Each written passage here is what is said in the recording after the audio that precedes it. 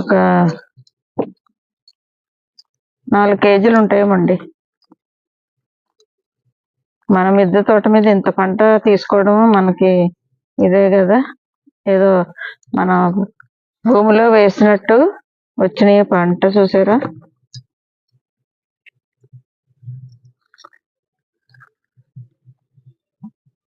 ఇంకా ఉంచేసానండి చెట్టుకి. ఒక 4 బెండకాయ ఇవి దొండలు ఉన్నాయండి, ఆరేసేద్దాం, ముదిరిపోతాయి.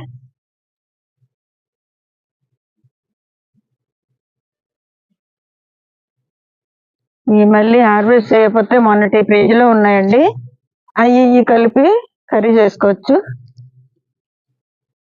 హార్వెస్ట్ చేయకపోతే ముద్రపోతాయండి. ఎన్ని ఉంటాయని చేసేసుకోవాలి హార్వెస్ట్.